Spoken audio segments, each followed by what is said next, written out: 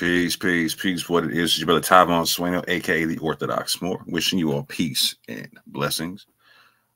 My good brother Yeshua came on here the other day and was breaking down how Dante being the receipt is literally proving the admixture of air quotes black Jews and white people, etc., white Jews, etc., whatnot. He covered one of Dante's DNA videos. However, he didn't cover a later one. So I wanted to come through and do a part two to where Dante is specifically talking about what Yeshua was talking about, where he was talking about his relation to Napoleon Bonaparte. Hopefully this video won't be too long. I'm going to play Dante's video on 1.25 speed. I'm going to do my best to let it run and just pause it and give commentary where applicable. Fair use disclaimer. We are well within our fair use rights. We will be playing this video and giving proper commentary on it. So, without further ado, family, I'll pull this up right here. And we're going to let Dante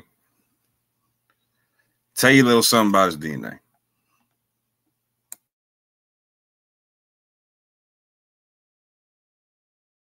Time period. Approximately 4,000 years ago. It's about a 77-year, discrepancy, but it says approximately. It means it's not exact. So roughly 4,000 years ago, Abraham lived. I'm just pointing that out. I'm not saying Abraham was EL29 or anything else. I'm just pointing out the coincidences because, these other people, they operate in coincidences. Everything is a coincidence. Everything is not what you think it is. Black don't mean black. Bronze really means white. Jesus is clear. We have heard it all. Every possible thing you can think of, we have heard it all. That's nearly 160 generations ago. What happened between then and now? As researchers and citizen scientists discover more about your haplogroup, new details may be added to the story of your paternal line. EL29 today is relatively common among 23andMe customers, so 1 in 130 have EL29. Today, you share haplogroup with all men who are paternal line descendants of the common ancestor of EL29, including other 23andMe customers. So this is where it got interesting to me. We're not going to read all of this right here, the genetics of paternal haplogroups. We're not going to get into all of that today because that's a whole different thing. But I want to come into here. This is me. This is Napoleon. Me and Napoleon have a common ancestor, EM34. So yeah, EM34 isn't mentioned up here. I just want to make sure, show you guys. You share a paternal line ancestor with Napoleon Bonaparte. This 23andMe saying this. I'm not saying this. EM34, common ancestor, 20,000 years ago. We're going to read this. You and French Emperor Napoleon Bonaparte both descended from a common ancestor of haplogroup EM34. The male line of the Bonaparte family was from Tuscany, where Napoleon's earliest known male ancestors lived for at least 6 generations. 11 generations before Napoleon, his ancestor Giovanni was the first to leave Tuscany for Corsica. The Bonaparte lineage lived in Corsica for 10 generations before Napoleon's father, Charles Marie Bonaparte. Charles Marie, born in 1746, married Napoleon's mother, Letizia Ramolino, at the age of 18 in 1764. So me and Napoleon have a common ancestor. So this is what prompted me to look further into Napoleon. I mentioned that before. I just never got around to digging further into Napoleon. I'm familiar with little bits of the history, but me and Napoleon share a common ancestor. What does that mean? So when I decided to pull up some information on Napoleon and started doing some reading, I found out that there is something called the Napoleon DNA Project going on in IGENEA.com. You guys can see it up here, the Napoleon DNA Project, the search for the descendants of Napoleon. We're not looking for his descendants. We're looking for the common ancestor, the information in the background. Real quick, I'll just read this real quick. Are you a direct male descendant of Napoleon? The genetic origins analysis of the Napoleon DNA profile. Since the beginning of 2010, IGENEA is on the search for male descendants of the Bonaparte family with a large-scale worldwide project. I have no idea why. They probably explain all this stuff. This right here is what I would call gibberish. It's not. It means something, and I'm sure the DNA people understand it. I'm not the DNA guy. And I keep saying that for a reason. I'm not the DNA guy. I'm just reading what's written and putting it together in context of history and the Bible. So all these numbers probably mean something. I have not figured it out yet, and I haven't tried to. Like I told you, I'm not the guy to ask about alleles. This is talking about alleles. So maybe some of you guys can make something out of this. I don't know. Link will be in the description. Or you can find it on IGENEA.com/EN/Napoleon. So I'm going to read this section right here because I think this is pretty interesting right here. So it says, with the help of a 37 marker profile and a deep clade test, have no idea what that is, but I'll Google it and I'll learn some stuff, and then I'll drop another video and talk more about what I've learned. IGEA, we'll call it IGEA, the Institute for Origins Analysis, has analyzed Napoleon's origins. Haplogroup. Napoleon belonged to haplogroup EM34. So wait a minute, this is confirming what 23andMe says. EM34, we have a common ancestor. This group originated approximately 7,000 years ago at the east coast of the Mediterranean Sea between Egypt and Turkey. Wait a minute. So EM34 originated approximately 7,000 years ago on at the east coast of the Mediterranean Sea between Egypt and Turkey. Let's go pull up that map again. All right, so we pull up a map. We see Egypt is here in Africa. We see Turkey is over here in Asia, and it says it originated between Egypt and Turkey. But wait a minute, I thought, me personally, you've heard the urban apologists address me personally and say Dante has no DNA linked to the Middle East or the Levant. So this is the Mediterranean. This is north, this is east, this is south, this is west. So you have the Eastern Mediterranean between Egypt and Turkey. This area includes this little sliver right here called Israel. Let me see if I can make this bigger. Let me see. Right there. That's Israel. As you can see, that's Israel. So let me read that one more time. I'm taking my time with this, because I think it's important that we really address this real good, because we've heard the most. I know it's wrong, but it feels so. Shake a leg. The brainstorm's kicking off in the boardroom. No, it's in Miro. All right, right here. So, at the east coast of the Mediterranean Sea between Egypt and Turkey. I just want to make sure we got the coordinates right. So this is the east, northeast between Turkey and Egypt. So yeah, we're in the right area. This is the Levant area. This is what they call part of the Middle East. This is where EM34 originated, according to this project. EM34 originated there. We're reading the same things from two different sources. EM34. So we had a common ancestor. Me and Napoleon have a common ancestor who had DNA that started in the Levant. But wait a minute, my ancestors came from West Africa because I'm linked to the Igbo in Nigeria. So how did I have an ancestor who originated in the Levant and somehow I ended up in America, even though I'm a descendant of slaves taken from West Africa? See, what we're being told about history does not add up. What we're being told about the Bible does not add up. What we're being told about Israel and the descendancy does not add up. Let's keep reading. Oh, this is getting interesting. Today, this haplogroup can most frequently be found in Israel. I'm going to stop right there. How is it? I'm EM34. I have a common ancestor from EM34. Napoleon has a common ancestor from EM34. It tells us this originated between Egypt and Turkey on the east coast of the Mediterranean Sea. I mean, it couldn't be more obvious if somebody literally gave us a map and drew an X on it and said, you started here. One more time. Today, this haplogroup can most frequently be found in Israel, the Palestinian territories, and Lebanon. Also, 10% of Ashkenazi and Sephardic Jews belong to that haplogroup. So, if you're EM34, you share a haplogroup with Ashkenazi Jews and Sephardic Jews, even though you have been told that you are sub-Saharan African. And I'm being specific. If you are EM34, this is what this points to. I didn't write this. The IGEA project on Napoleon is writing this because they're not talking about Black people. They're talking about Napoleon. And they're giving information in relation to Napoleon's DNA. So they have no agenda in this. I'm going to read this one more time. Do me a favor, hit the thumbs up if you have not already done so. Do me a favor and share this. You're going to want to see the rest of this. I know we're about an hour and a half in, but I think this is important. Hit that share button. Make sure you show other people this, because there are a lot of people who have questions about their DNA, just like me. And you guys are watching learning process in real time, my learning process in real time. I have done other research outside of this, but the research you guys are seeing now, again, I'm not the DNA guy. I'm just reading what's written. Napoleon, I'm going to read this one more time. Napoleon belonged to haplogroup EM34. This group originated approximately 7,000 years ago at the east coast of the Mediterranean Sea between Egypt and Turkey. Today, this haplogroup can most frequently be found in Israel, the Palestinian territories, and Lebanon. Also, 10% of Ashkenazi Jews and Sephardic Jews belong to that haplogroup. And now I'm going to read this section right here, and this is where we're going to stop on this source. Link will be in the description. The profile, this ancient tribe and region of origin, the profile of Napoleon is rather rare. Similar profiles can be found among Sephardic Jews. So wait, Similar profiles can be found among Sephardic Jews. I thought we were crazy. I thought we were misreading all the information. It's crazy how I can misread the Bible. I'm going to put this on me personally. It's crazy how they say I can misread the Bible. I can take the Bible out of context. I can take the history out of context. Somehow I don't know anything about geography. I'm making all this stuff up, stuff that they never said before. When I wrote Days of Noah and I traced lineage of angels and giants, they loved that research. But then when I turned it towards who is Israel, suddenly I'm pseudo. I don't know what I'm reading. I don't know what I'm talking about. And now, me not being the DNA guy, me being the ignorant guy that don't know how to read history, I'm reading stuff about DNA, and suddenly it's talking about Ashkenazi and Sephardic Jews linked to EM34, which I am.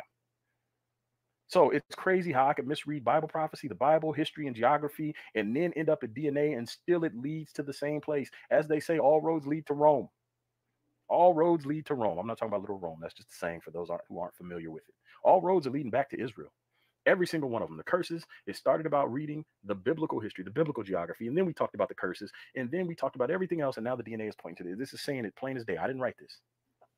The profile of Napoleon is rather rare. Similar profiles can be found among Sephardic Jews in Greece and Italy. It is not sure when Napoleon's ancestors moved to Italy from the Near East, they could have sailed across the Mediterranean Sea as Phoenician or Greek merchants 2,000 to 3,000 years ago. Also, a Jewish ancestry of Napoleon cannot be excluded. So wait a minute, if Napoleon possibly has Jewish ancestry and me and Napoleon share a common ancestor, I would assume that I also could have Jewish ancestry. I'm just saying, putting two and two together, doing simple basic math, 1 + 1 = 2. Me and Napoleon have a common ancestor, and Napoleon having Jewish ancestry might be a thing. Let's just keep looking. See, and this is to me is where it gets interesting, because then they have to go through and debunk Napoleon's ancestry. See, they can talk whatever they want to about Israelites. Me personally, they're going to be on a wild goose chase forever, because they're trying to make sense out of something that doesn't make sense.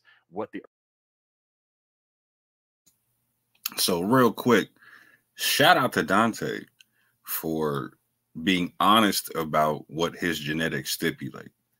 He just told you that he connects to Ashkenazi and Sephardi Jews through his haplogroup and whatnot. That 10% of Ashkenazi Jews have EM34, and I don't know if he said the percentage, but 10% of Sephardi Jews also carry EM34, right? So he's letting you know that he's connected to these populations and whatnot via his haplogroup. Shout out to him. He's not saying I'm not connected to the white ones. I'm only connected to the black ones. He's not saying that. He's saying he's connected to the full population. So, or the ones that have his haplogroup. Shout out to him for that. That's what Yap Gang says. It's exactly what Yap Gang says. My G sounding like a yapper right now. Let's get it. The urban apologists have pushed has been lies and deception from day one. So you have to ask yourself, are they really followers of Christ?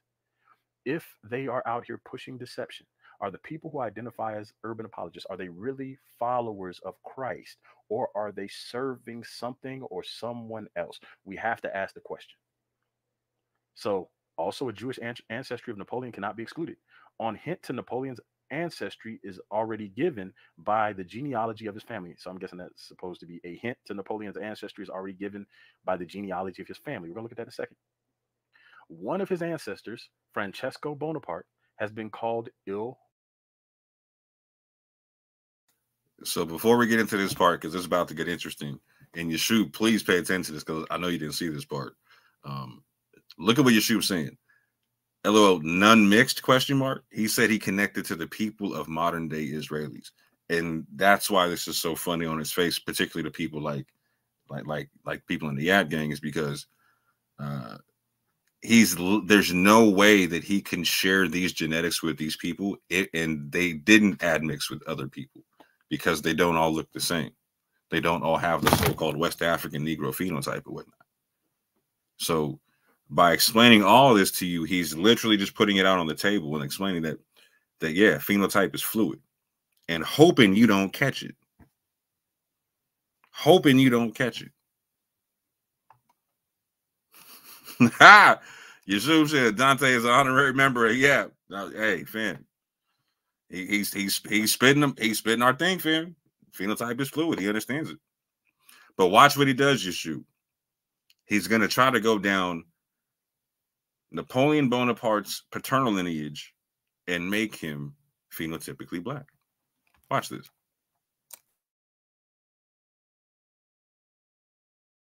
Mauro, his ancestors can be traced back to the city of Sarzana in northern Italy.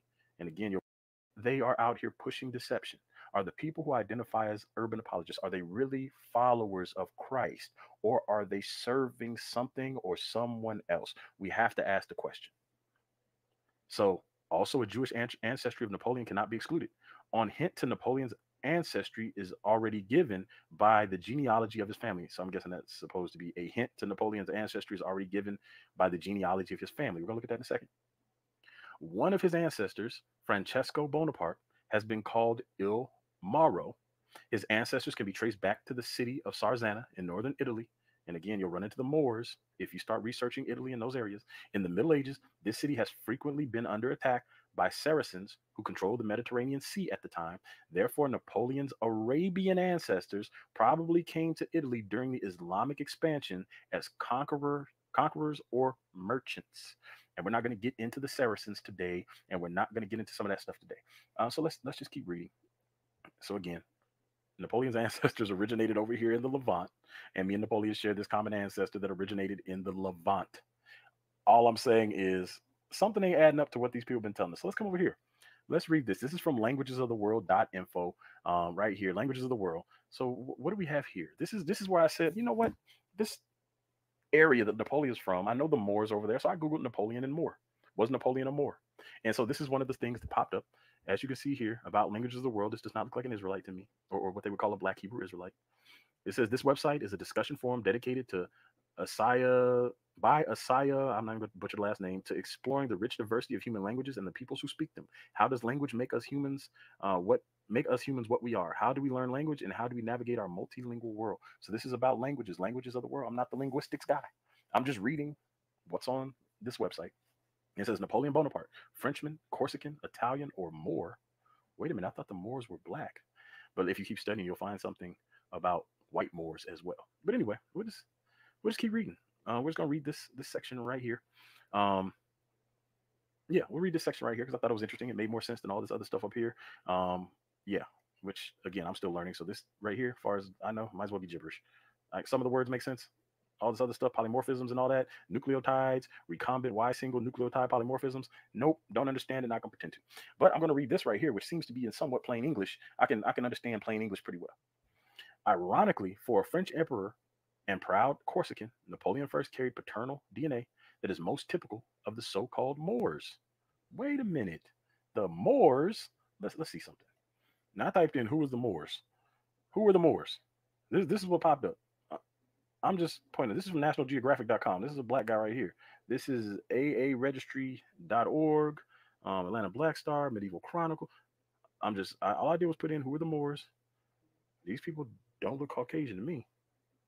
Now, I've done a little bit of research on the Moors, and I will tell you this, that Israelites and Moors seem to be used interchangeably in some places, and Moors seem to be a combination of people. So when people say they're Moorish or people say they're Israelite, there is a fuzzy gray area there where you have, in some instances, Moors that can pass for Israelites, and they pretend to be Israelites for various reasons, mostly persecution. And then you have in some instances where the Moors were favored and Israelites pretended to be Moors, which means they looked similar. I haven't put that out yet because I'm not 100% done with that study, but I can tell you right now there's historical evidence that the Moors and the Israelites passed for each other in times of persecution of one group or the other. And again, I'll put that out later. It's not out now. So now it says, ironically, for a French emperor and proud Corsican, Napoleon first carried paternal DNA that is most typical of the so-called Moors. The haplogroup E1B1C1, defined by mutation M34, which we're talking about EM34, was found at its highest concentration in Ethiopia and in the Near East. So the Near East or Middle East is what we're talking about. So it's in the highest concentrations of Ethiopia and in the Near East or Middle East. What do we find in Ethiopia? We have Ethiopian Jews, which are black. Let's keep reading. Especially among Jordanians, 31%, Ethiopian Amhara, 24%, Ethiopian Jews, 14%, Ethiopian Woleda, I hope I said that right, and Ethiopian Oromo, 8%. Other groups with high frequency of this haplogroup live in North Africa. Wait a minute, I thought we were sub-Saharan African. This is what they look at us and say. You guys heard, some of you have heard the urban apologists look at me and say, you're black, you're sub-Saharan African. Dante is sub-Saharan African. They did that based 100% on my skin color, and now the DNA is proving them to be liars and deceivers and devils who push false information and bear false witness on people. This is the character of these people. And now we're seeing that they have been liars from the beginning because they are of their father, the devil, who was a liar from the beginning. So now, other groups with a high frequency of this haplogroup live in North Africa: Algeria, Kabyles, 11%, the Northern Fertile Crescent, Southeastern Turkish, 4%, and the Arabian Peninsula, Yemen, 8%. In Europe, the haplogroup E1B1C1 is found predominantly in the South, especially in groups that have had a significant gene flow from North Africa, such as Sicilians, 7%, Sardinians, 4%, and Southern mainland Italians, 2%. Corsicans, predictably, have a lower frequency of E1B1C1, only 1.4%. So while the fact that Napoleon first belongs to the haplogroup E1B1C1 is not surprising per se, there is more to this story. So we're going to, we'll clip this one right here. Link will be in the description. So now come over to here. So now this is Napoleon and Empire, genealogy of Napoleon, the Bonaparte family. This is from NapoleonEmpire.net. I'm guessing the site is dedicated to Napoleon, the life of Napoleon, war, historical facts, personalities, people like Napoleon. So now, as I was reading through Napoleon's ancestors, so we just saw here that Napoleon carries Moorish DNA. Right here, Napoleon carried paternal DNA that is most typical of the so-called Moors. But why would that be? If we come over here to the NapoleonEmpire.net, and you guys can read through all of this family history if you want, but I want to come down to here to Gabrielle's father was Francesco Bonaparte, or Gabrielle's father was Francesco Bonaparte, nicknamed Il Moro, the Moorish. So wait, there was a Moorish man in Napoleon Bonaparte's ancestry. Francesco was a nobleman from Sarzana in Liguria who had served as a mercenary crossbowman and horseman in the army of the St. George Bank. He had been assigned to Corsica in 1490 and had married the following year Miss oh my goodness, these names. Caterina Castelletto, the daughter of Guido de Castelletto, the local representative of the St. George Bank. Francesco, who had retired in the 1510s, decided to settle permanently on the island of Beauty, Corsica, thus founding the Corsican lineage of the Bonapartes. So the Corsican lineage of the Bonapartes was founded by somebody called the Moorish. His descendant was a Moor. I don't know why else they would call him a Moorish. To me, that would point to him being a Moor. So Napoleon's descendant that started the lineage in Corsica was a Moor. I'm not saying Napoleon was black. I'm saying simply what this project, NapoleonEmpire.net, has put out is that one of his ancestors was a Moor, the first ancestor to start his lineage in Corsica. It seems to corroborate what is being called right here, that he carried Moorish DNA. We've seen other parts mention him being associated with an area where we find Moors. So we're almost done. We're almost done. So now let's read this. This is from the New York Times. All these links will be in the description. This is from the New York Times. This is an older article, so you'll see some kind of messed up text here. But this article is called Napoleon, a Biography. This is by Frank McLean, June 23rd, 2002. And I'm only going to read this part right here.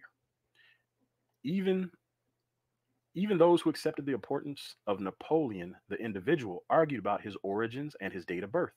There has in some quarters been a curious reluctance to accept that he was a Corsican at all, even though born on the island. Some have asserted that he was descended from the Greeks, the Carginians, or the Bretons.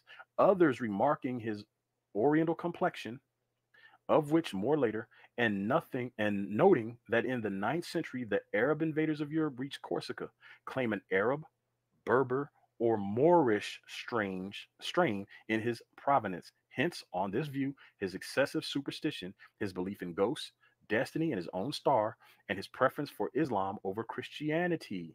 You will see that many of the Moors practiced Islam. Well, a lot of people practiced Islam back then because it swept over the area, and a lot of people were forced to convert or die. The historian and critic Taini traced his descent to an Italian condottiere. You guys know I can speak English, but other language I'm butchering them. While Disraeli On the grounds that Corsica had once been peopled by African Semites. Hold on, wait a minute. On the grounds that Corsica had once been peopled by African Semites, claimed Napoleon as a Jew. Let me read this again because, like I told you, this is older article. The historian and critic Taini traced his descent to an Italian condottiere. I guess that's probably condottiere. While Disraeli, on the grounds that Corsica had once been peopled by African Semites, that means descendants of Shem, claimed Napoleon as a Jew. Presumably, given Napoleon's later antipathy to the Jews, an anti Semitic one, kings of England, the Comneni and Paleologues, and even the Julian tribe have been pressed into service as Napoleon's forebears. The prize for the most absurd candidate as Napoleonic ancestor must go to the man in the iron mask, and for the most unlikely parents to the footman and goat girl proposed by his most scurrilous enemies. All right, so now, interesting that the New York Times would talk about Corsica was once peopled by African Semites. Once again, African Semites. What they mean by African is black Semites. So now they claim Napoleon and said they claim Napoleon as a Jew. So it's looking like everything is pointing towards Napoleon being associated with the Moors, African Semites, the Moors being black Jews, and we share a common ancestor. And I'm black. I'm super dark black. I'm not as dark as the blackest black, but I am very dark skinned. And Napoleon was not very dark skinned. And I've seen various paintings of Napoleon. I don't know which representation is true. So I'm not saying Napoleon is black. I'm just saying we have a common ancestor that started between Egypt and Turkey, which lands us right in the Middle East.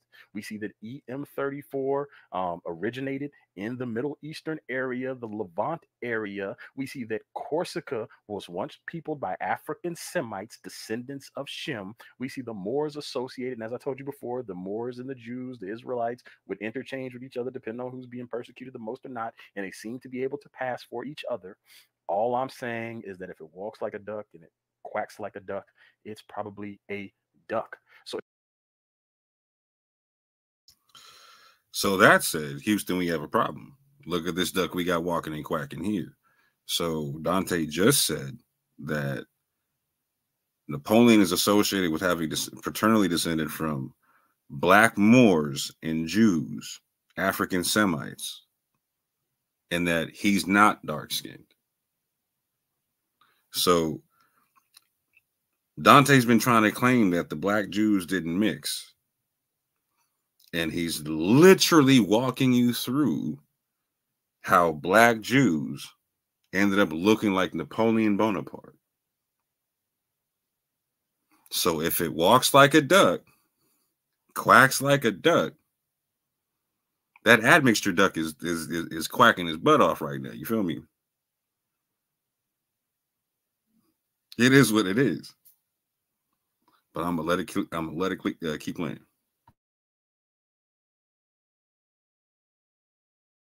So if Napoleon has Jewish ancestry, then me and whoever else has EM34 also has Jewish ancestry. You can't separate it.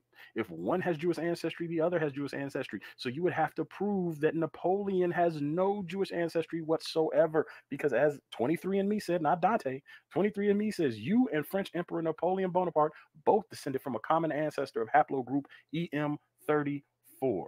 So now, the world's first titanium nonstick pan. It's gonna blow your hair back. I'm Mike Begale, 3 Michelin chef, and I've been cooking for 25 years. Real quick, who are the Moors? We've seen that. Showed you the color. The term Moor, derived from the ancient Mari, is an exonym first used by Christian Europeans to designate the Muslim inhabitants of the Maghreb, the Iberian Peninsula, Sicily, and Malta during the Middle Ages. Moors are not a distinct or self-defined people. The 1911 Encyclopedia Britannica observed that the term had no real ethnological value. As I told you, there were white Moors. Europeans of the Middle Ages and early modern period variously applied the name to Arabs and North African Berbers, as well as Muslim Europeans. And I'll read this last paragraph real quick. Now, you guys can go through and vet all this stuff in Wikipedia. You guys know that Wikipedia isn't the main source, but it is a good compilation. If you see these numbers right here, it'll give you the actual sources where you can go through. Right here, 2002, Ornament of the World, How Muslims, Jews, and Christians Created a Culture of Tolerance in Medieval Spain.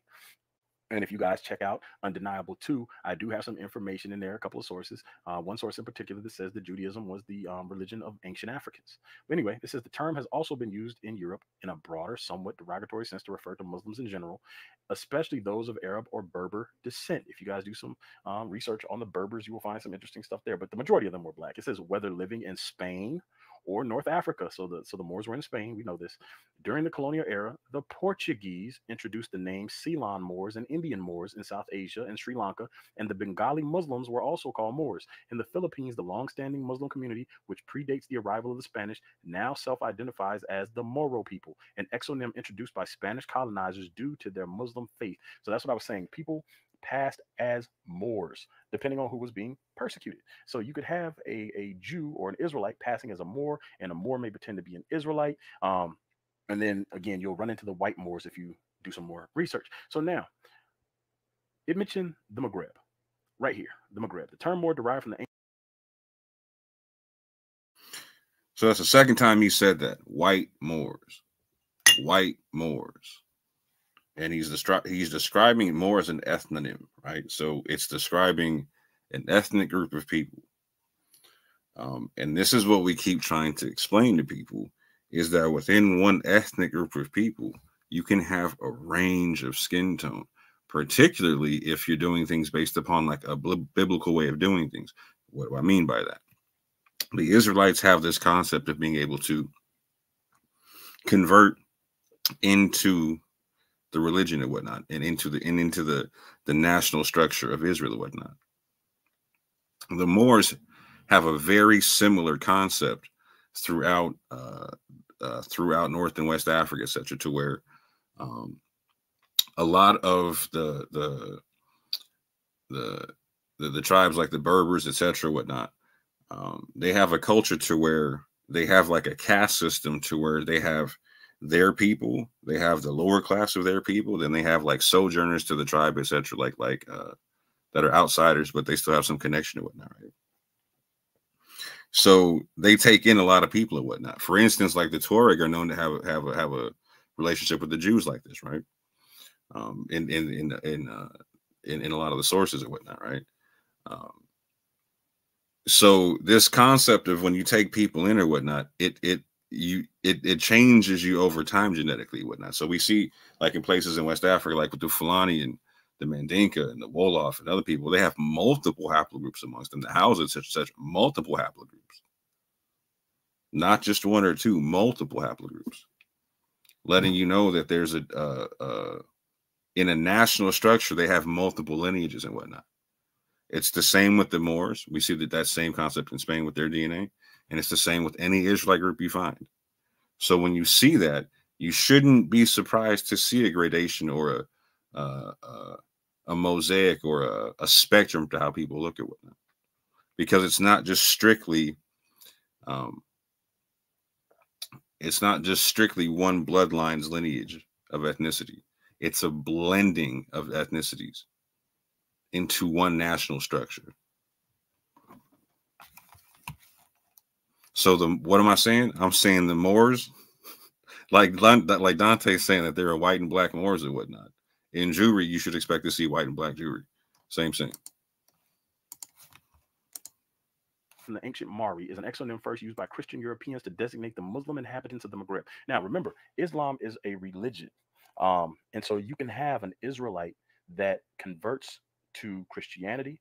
You can have an Israelite that converts to Islam. You can have an Israelite that practices pagan traditions, and you can have an Israelite who is a full-blown atheist.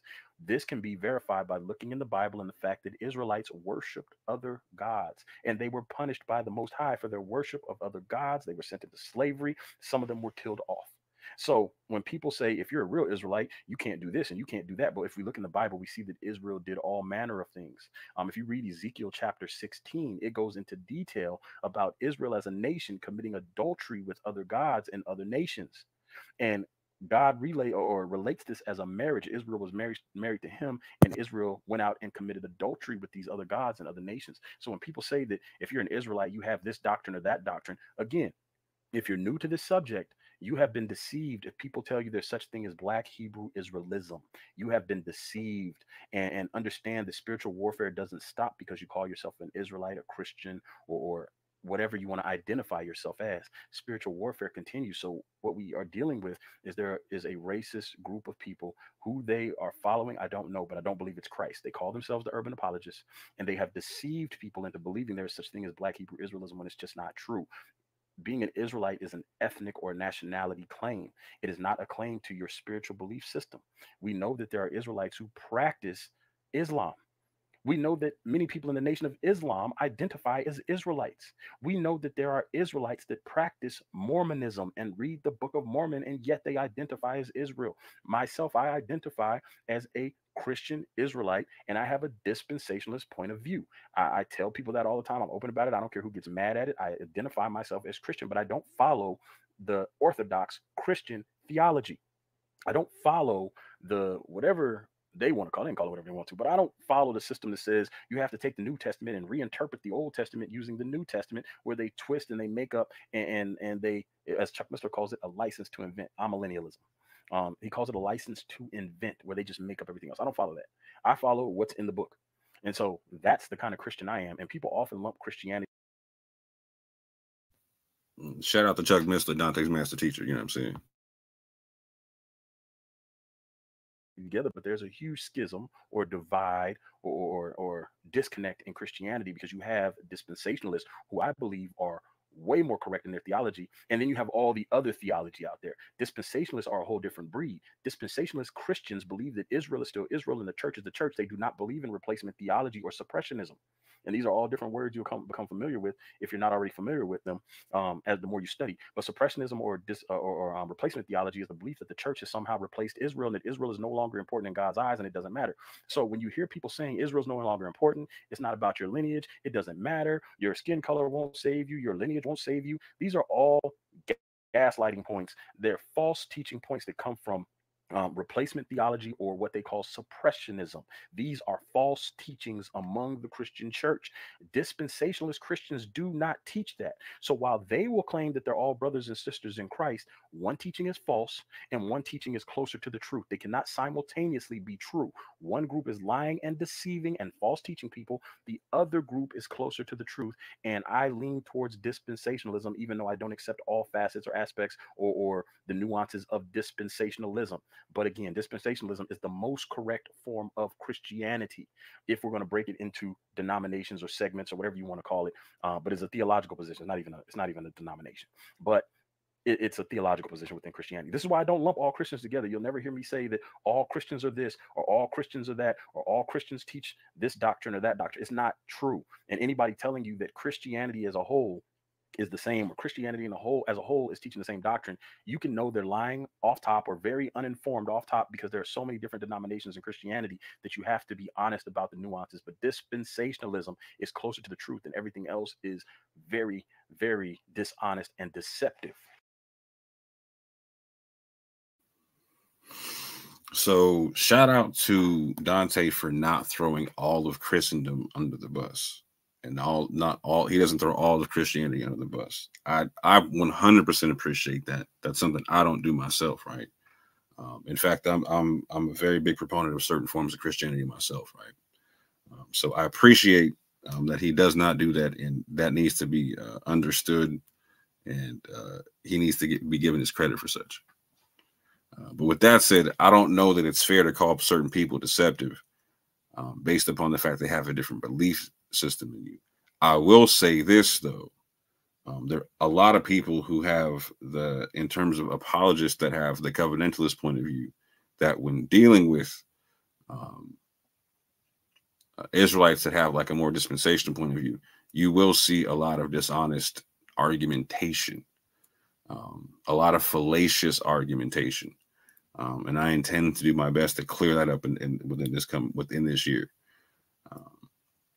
I've been working on a presentation for people like Damon Richardson and Vocab Malone, who was they're both Calvinist, and Vocab is a progressive covenantalist, who particularly uses argumentation that that I find to be fallacious, literally at every level, in how they come to certain things. But I'm not saying they're dishonest, right?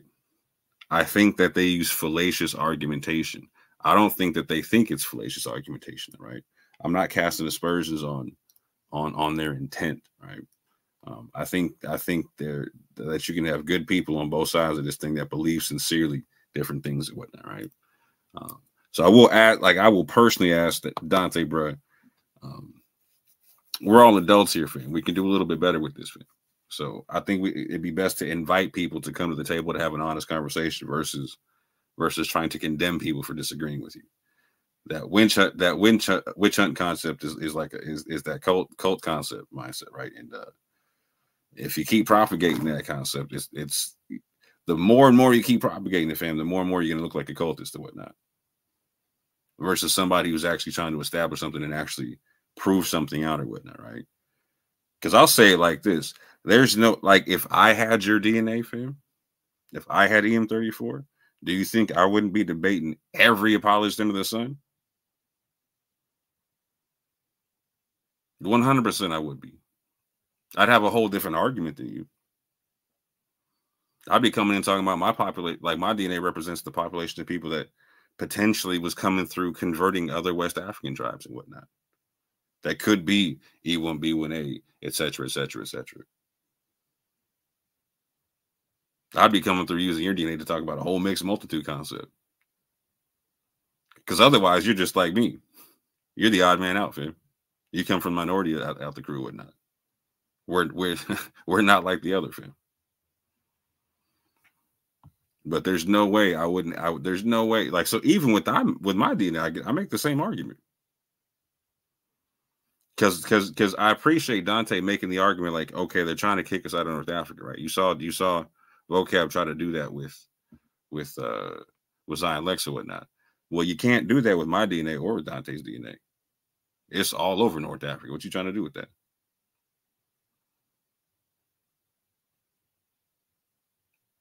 It's all over North Africa. There is EM34. We haven't found Dante's clay, but there is EM34, EM123 in the Western Sahel.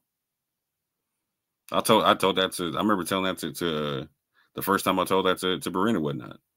I said that clay is not uncommon in Northwest Africa. And Barin said, it's not uncommon. I was like, yeah, it's not uncommon. No, you can find it there, 100%. We haven't found his clay yet. Not Dante's clay yet. And that's why she was like, hey, bro, you got to take that test, fam. And I'm right there too, fam. Like, there's no, I haven't found. There's Ashkenazi Jews that are EM44, which is a cousin of mine, the EM33. Like, we're off the same branch of EM132 and whatnot. So there isn't a lot of Europeans that have my DNA. But there's Sicilians and other people like that have my DNA and whatnot. But there's not a lot like it made it in certain places in Europe 100%. But my DNA is a little bit more particular to West Africa, right? It's a little bit easier to find mine, right? We were showing it here the other night where EL94 is right there coming into the Senegambia and whatnot, right? However, the EL29, not so much, right? So that's why that needs to get cleared up. But one more time, fam.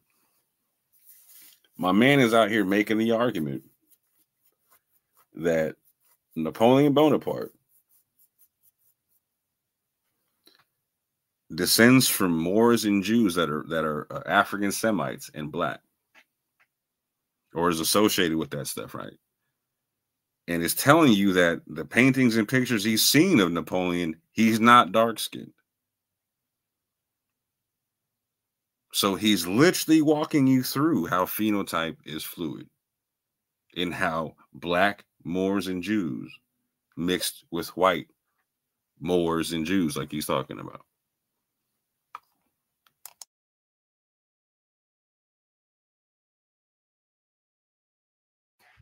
And it goes back to replacement theology or suppressionism. So yeah, McGrib, So the Muslim inhabitants of the Maghreb, and this is going to bring us right back to blacks, Jews, the religious challenge.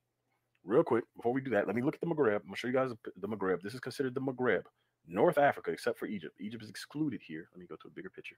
So this is the Maghreb, all these North African countries here. Why is this important? We just talked about the Moors. One more time. Where is it at? Not there. The Moors right here. So the term Moor derived from the ancient Mari as an exonym first used by Christian Europeans to designate the Muslim inhabitants of the Maghreb, the Iberian Peninsula, and Sicily and Malta during the Middle Ages. So if you understand what happened, you had Judaism all in North Africa and various other parts of Africa. And then after Judaism, you had Islam come through, and you had Christianity come through. So I'm not giving you the exact order of events, but you had Judaism first, is my point. And you had Islam and you had Christianity come through the area. And so what you're going to see is you're going to see people that are Christians and Jews or practicing Jews and Christians being persecuted by Muslims, and you're going to see the Muslims and Jews being persecuted by Christians. And in both cases, you're going to see the Jews being persecuted by both Muslims and Christians. So people start to convert. They're going to convert to Christianity. They're going to convert to Islam, but they still maintain their ethnic heritage. And the reason I didn't put it in any specific order is what you're going to see is in different areas, different things took place at different times, depending on who had the upper hand. But what we know is that Judaism was there first. And so in different parts, Islam is going to get there first. And in different parts, Christianity is going to reach it first. And then later on, in different parts, Christians are going to persecute Muslims. Muslims are going to persecute Christians. And what you're going to see is you're going to see the Crusades happen at some point. And then the Crusades is going to lead to a long war between Muslims and Christians, and Jews get caught up in the middle and persecuted by both groups. So anyway, where's the Maghreb? Maghreb is this area. This is the Maghreb. So now we're dealing with North Africa. Because remember, these lying devils, these deceivers out here who do not follow dispensational theology, and they call themselves Christians. They say that we are sub-Saharan African. And yet we're going to see something interesting. So the Moors are the people who inhabited this area, the Maghreb. So now, is there any link between the North African Moors and any of the Jews from West Africa, as we've seen again, Spain and Portugal and West Africa, deportations, all that stuff? So let's go to Blacks, Jews, the religious challenge, and see if we can connect all this.